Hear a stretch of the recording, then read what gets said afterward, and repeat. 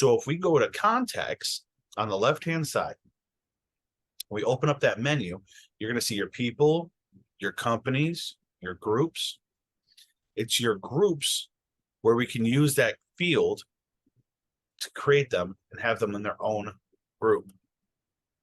How we would do that is when you're on your group side here in Keap Pro, you would click on the create group. It would open up your menu, and in your menu, you would be able to reference that custom field. Now, in this menu, where you're seeing it right here, all of your existing fields, custom fields, tags, every data point that you could think of that's on this contact record can be found and used to reference. It's really, really cool. Let's try to find this one. Here we go. How would you rate your experience? This is the one that we created for our example for last week.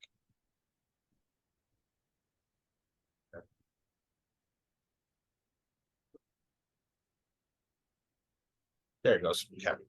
Now, when you select that filter, it's going to give you two options. The first option here on the first side is your field settings. This is how you want the data inside of that field to be interpreted, right? So do you want to include any of the options you select? Do you want to include every single option you selected? And the same for the excludes. Any of the ones excluded, all of those ones excluded.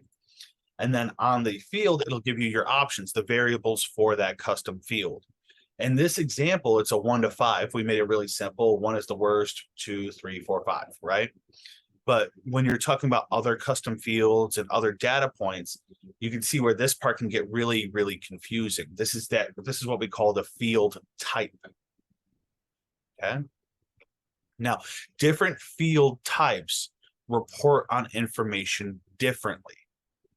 Okay. So for example, if in this example, it's a drop down, that's why we see all of our options already kind of pre-built in that. But if we were to make this like a text field, essentially it would become case sensitive. So if Jim or Laura, wanted to come in here and they wanted to type in 4, they would have to type in every variation of 4, right? Right.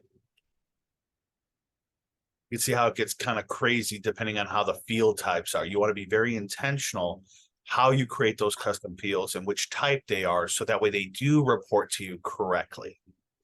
Okay. For this example, let's just say that we were going to look for all of the contacts that gave us really low ratings, right? So how would they rate our experience with us? They gave us a 1 or a 2. That sucks, right? They give us a very low rating. We would want to label those folks. So this is an internal label whenever you're labeling your groups or your saved searches. So, it only needs to make sense to Jeff, right? It only needs to make sense to Laura. For this case, we're just going to say testimonial rating 1 to 2. Okay. Keep it simple. How the system works and how it keeps looking is every contact that fills out that form and populates that with a 1 or 2 would automatically get added into your group. So from a fulfillment standpoint, when you log into your Keap on a daily and you're checking out your engagement, this could be a place where you can check your groups and watch your numbers of your testimonials grow or lessen depending on how that's set up. That makes sense for everybody? Anybody have any questions on groups? Pretty straightforward, right? They've tried really hard to make groups easy. Groups are cool. You can have multiple data points. It's not like with a group, you can only do like one data point. You could use multiples in here. So for example, if I wanted everybody who gave me, everybody who gave me a high testimonial rating, right? So everybody that's 4 and 5. But I also wanted to make sure that they had a tag, right? I could go to the filter, add another filter, and use multiples. So you can layer your logic on top of each other to make it very specific. Oh, Laura's raising her hand. If I put somebody into a group, does that automatically create a tag for that person or people in that group?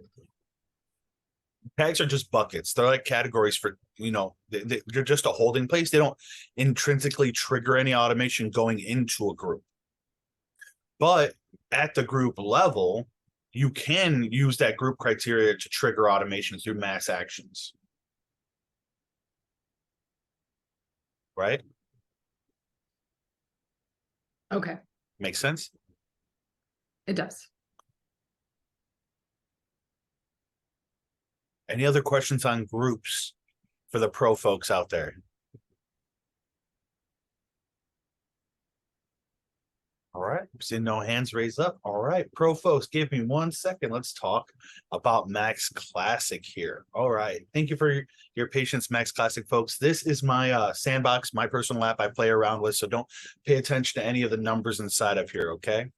Inside of Max Classic, it's done a little differently. In Max Classic, when you go up to your hamburger menu up in the top left-hand corner, you're going to go to the contacts area. When you click on your contacts area, that's going to open up your default search, right? It's going to just show you all the folks on your list.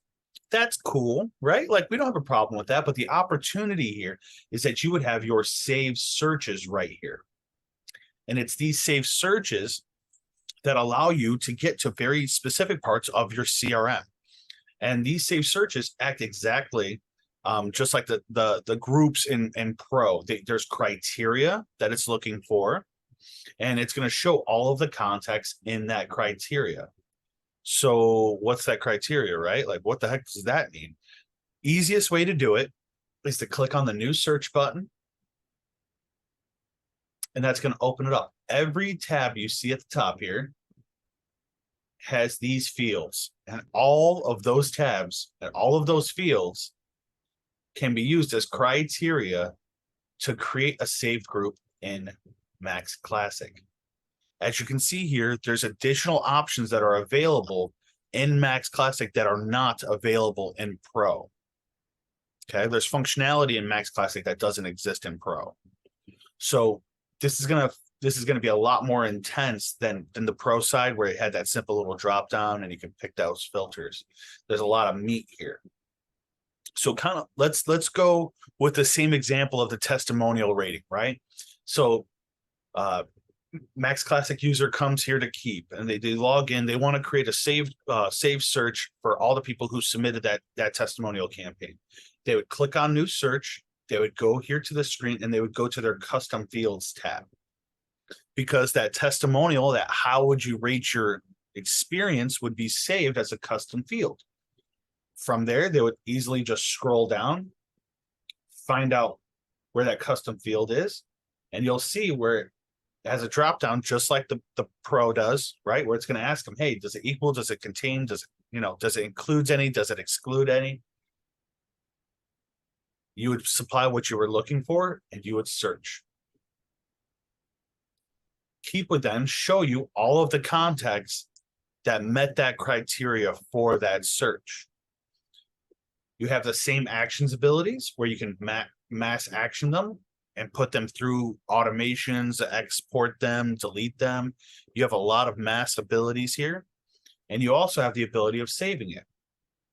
Once you click the save button, it's going to open up a list. Now, inside of Max Classic, it's different than Pro. Pro, when a group gets created, it's going to show everybody who has the ability to view those contacts, that group. Right? So if Chris made that group and Jeff has, the permissions to see those contacts, Jeff would see that group, right? But in Max Classic, if Diana made a safe search here and she didn't select Jim's name from this list, Jim would never see it, right? Make sense, Max Classic folks? Now, when you save that search, it's going to populate up here underneath the save searches, and it's just a big old list. They don't make it complicated here. The more saved searches you have at Max Classic, the longer your list will be. On the Pro side, it's the same type of feel. The more groups you have in Pro, the longer your list here will be in Pro. But there's a little bit of a cleanup difference between these two. With Pro, when your list gets super long and you're like, ew, Sergio, this is gross, I hate seeing it, right? What you're going to do is you're going to click on the View Hide Groups option right here. And that'll show you all of the groups that you have in your system. You click on this little eyeball. See how it changes when you click on it? That removes that visibility. It removes it from you seeing it. Not that it deletes that group, right? It just removes it from being seen on that list. So it makes this cleaner. Over in Max Classic, there's really not a way to do that.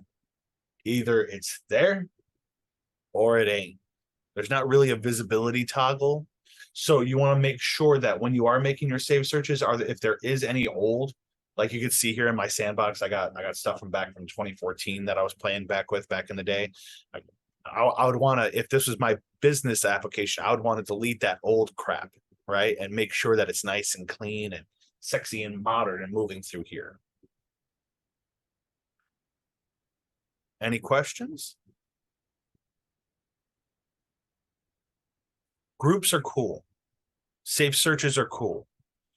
They have a lot of power inside of them. In Max Classic, that save search can be used as criteria for your email broadcast, for your text message broadcast. So having these groups make it a lot easier for you to find people who are engaging with your content and automations and be able to push them into other components, kind of escalating them through your steps. Okay. They're not actionable in the sense that when they're in a group, they can go into an automation or something like that. It's more that them going through the automation and taking the steps of that automation gives us the information to put them into that group.